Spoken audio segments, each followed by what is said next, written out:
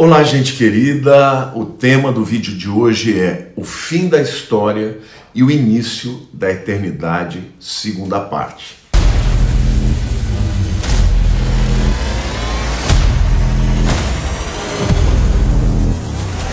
Se você está aqui assistindo esse vídeo e ainda não se inscreveu no meu canal, eu quero te convidar a fazê-lo porque é um canal que tem muito conteúdo bíblico, histórico, aprofundamento nas línguas originais e também escatológico. Eu sou estudioso sobre a volta de Jesus há mais de 40 anos.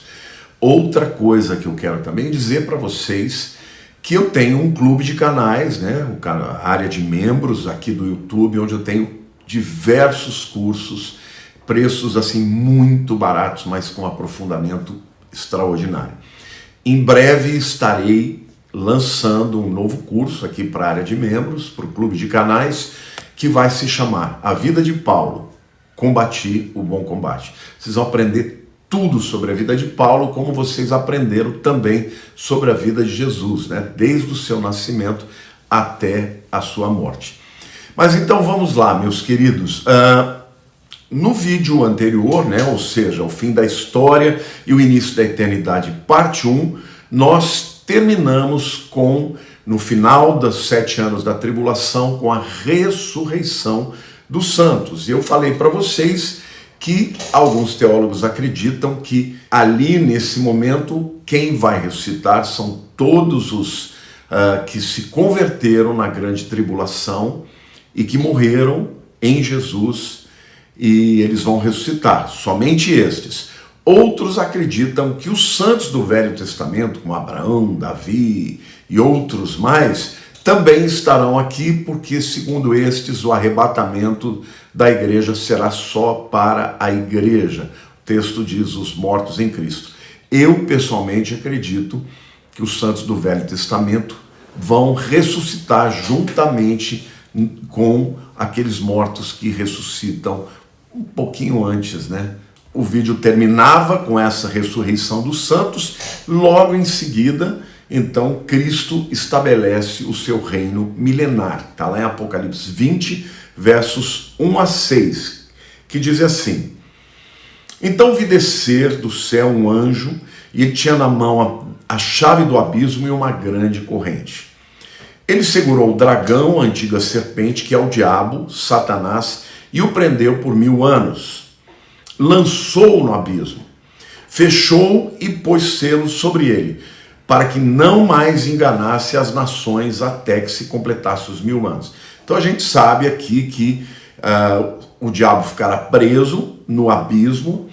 Aqui tem discussões entre os teólogos, alguns dizem que não dá para saber onde é esse abismo, outros dizem que aquele abismo que separava, né, o seio de Abraão do lugar dos perdidos, né, naquela história que Jesus conta do rico e do Lázaro. Mas não importa, importa que a gente sabe que ele vai ser preso por 1000 anos e no abismo. Mas o texto diz, depois disso é necessário que ele seja solto pouco tempo. Necessário por quê?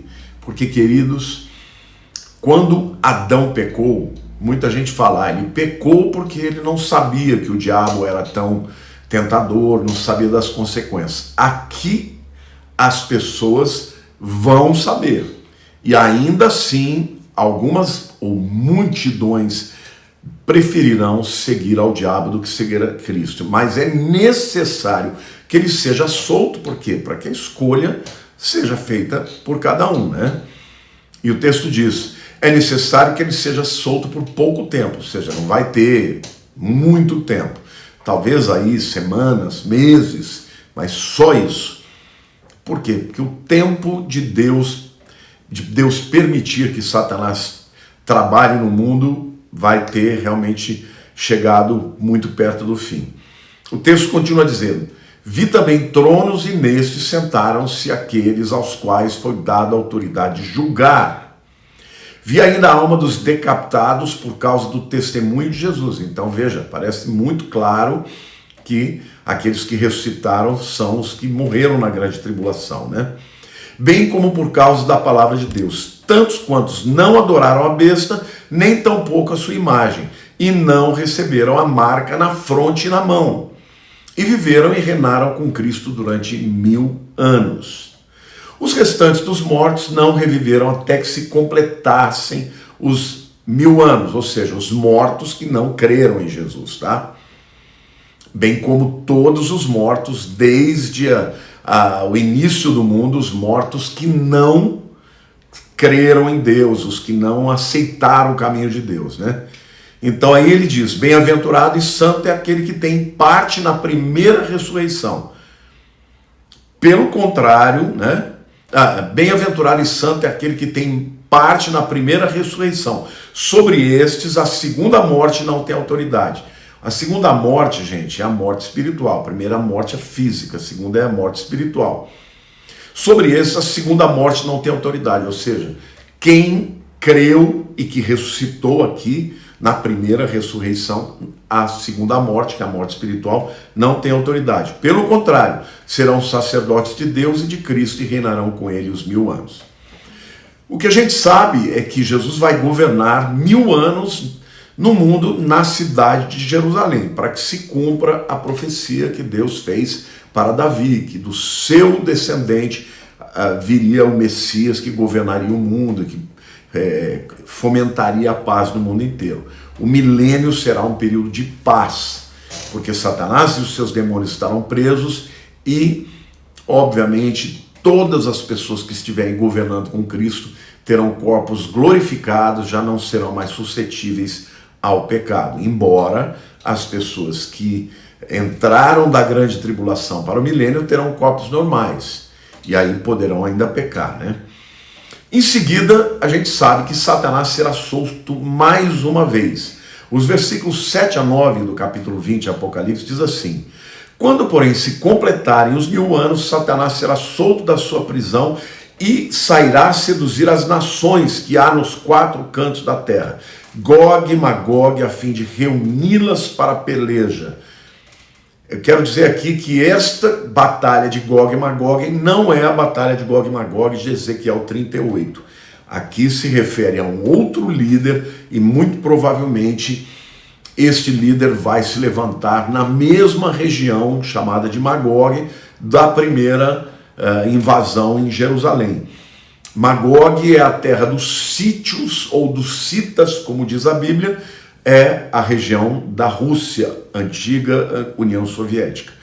Gog e Magog a fim de reuni-las para a peleja. O número dessas é como a areia do mar. Marcharam então pela superfície da terra e sitiaram o campamento dos santos, e a cidade desceu, porém, fogo do céu e os consumiu. Então a gente vê que haverá uma rebelião final. E o texto diz que é uma multidão como a areia do mar. Isso é óbvio que o mundo que passou por perdas, né, metade da população morreu durante a grande tribulação, mas em 1000 anos, né, onde as pessoas vão morrer muito mais tarde e, obviamente, 1000 anos sem guerras, sem doenças, as pessoas que morrerem cedo vão morrer com 100 anos, a população do mundo vai voltar a crescer muito, tá? E haverá essa rebelião que vai alcançar miríades e milhões de pessoas. Lá em Isaías 65, versículo 20, indica que as pessoas que viverem no milênio vão viver muito. Olha o que o versículo diz: não haverá mais nela criança para viver poucos dias. Ninguém vai morrer criança. Nem velho que não cumpra os seus dias. Porque morrer aos 100 anos é morrer ainda jovem. E quem pecar só aos 100 anos será amaldiçoado. Tá? E as pessoas vão dizer: puxa, pastor, então ninguém vai pecar? Não, queridos. A palavra, o verbo pecar, no hebraico, ratá, significa desviar-se do caminho. Então, aqui não está se referindo a um pecado fortuito, ou alguma coisa que a pessoa cometa, porque serão pecadores e pecarão. Mas aqui está se referindo ao desvio, se afastar de Deus, a uma apostasia.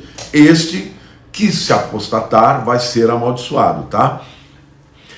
Em seguida, depois desses 1000 anos, Satanás vai ser solto, né? Vai ter a rebelião, como eu falei, e Deus vai dar um cabo nessa rebelião, e Satanás vai ser lançado agora definitivamente no lago de fogo para nunca mais sair de lá. Ou seja, acabou a influência dele, acabou a presença de Satanás no meio dos crentes, né? Versículo 10 de Apocalipse 20 diz assim: o diabo, o sedutor deles, foi lançado para dentro do lago de fogo e enxofre, onde já se encontram não só a besta, como também o falso profeta, e serão atormentados de dia e de noite pelos séculos dos séculos. Tá? Aqui a gente vê claramente, né, que a besta e o falso profeta foram os primeiros a morarem no lago de fogo, e eles foram lançados no final da batalha do Armagedon, lá no final dos 7 anos da grande tribulação. Tá bom? Agora, aqui Satanás se junta a eles e eles vão ser atormentados por toda a eternidade. Em seguida, nós vemos o julgamento do trono branco. Os versículos 11 a 15 de Apocalipse 20 diz assim: vi um grande trono branco, e aquele que nele se assenta, de cuja presença fugiram a terra e o céu, e não se achou lugar para eles. Vi também os mortos, os grandes e os pequenos, postos em pé diante do trono. Então se abriram os livros, ainda outro livro, o livro da vida, foi aberto. E os mortos foram julgados segundo as suas obras, conforme o que se achava escrito nos livros. Deu o mar os mortos que neles estavam, a morte e o além entregaram os mortos que neles havia. E foram julgados um por um segundo as suas obras. Então a morte e o inferno, aqui o inferno é o Hades, tá? Foram lançados para o dentro do lago de fogo. Hades no Novo Testamento e Seol no Velho Testamento, que é o mesmo lugar, né? Então, o Hades ou o inferno foram lançados dentro do lago de fogo, também chamado de Geena. Esta é a segunda morte, o lago de fogo. E se alguém não foi achado inscrito no livro da vida, este foi lançado para dentro do lago de fogo. Queridos, meu Deus, quando eu leio isso aqui, eu confesso para você que eu tenho temor, porque eu não quero estar aqui nesse lugar de jeito nenhum. Então, por isso que eu tive acesso, assim como vocês, à presença de Deus pela fé em Cristo Jesus, na sua obra, mas precisamos perseverar até o fim, tá? É importante vocês entenderem que o tribunal do trono branco não é para crentes, viu, gente? Esse tribunal é para todos os mortos perdidos, porque os mortos que morreram crendo no Velho Testamento no Messias, ou depois do Novo Testamento em Jesus, já ressuscitaram, não é? Parte deles ressuscitou no dia do arrebatamento, foi lá para o tribunal de Cristo. A outra parte ressuscitou no fim dos 7 anos da tribulação e também compareceu diante de Cristo. Aqui, todos os mortos que não creram na palavra de Deus vão estar aqui. E mais também todos os mortos no milênio. Aí sim pode incluir salvos e perdidos do milênio. E mais os vivos que estão no milênio, que não morreram. Todos esses vão comparecer diante do trono branco para o juízo final. Depois desse juízo não tem mais juízo, não tem mais nada. Aí é só vida eterna, tá? Então, essas pessoas vão comparecer diante do trono branco por 2 razões. Primeiro, para reconhecer que Jesus é o Senhor, e vão dobrar o joelho para fazer isso, até os perdidos. Segundo, para receber, no caso, os galardões, para os perdidos, as punições, né? Os graus de punição. E os salvos, os galardões, como aqueles que compareceram diante do tribunal de Cristo. Filipenses 2, 9 e 11 diz assim: pelo que também Deus os exaltou sobremaneira, ele deu o nome que está acima de todo nome, para que ao nome de Jesus se dobre todo o joelho nos céus, na terra e debaixo da terra, e toda língua confesse que Jesus Cristo é o Senhor, para a glória de Deus Pai. Nesse momento, todos os seres confessarão que Jesus Cristo é o Senhor. Não é maravilhoso isso? Em seguida, novos céus e nova terra. Alguns acreditam que nós iremos para um outro planeta. Outros acreditam que a Terra será purificada por fogo, né, como diz Pedro, porém será a mesma Terra, no mesmo lugar, só que agora uma nova Terra, porque ela foi purificada. A gente não tem como saber, mas o fato é que Apocalipse 21:1 diz assim: vi novo céu e nova terra, pois o primeiro céu e a primeira terra passaram, e o mar já não existe. Eu acredito que será uma nova terra e um novo céu, tá?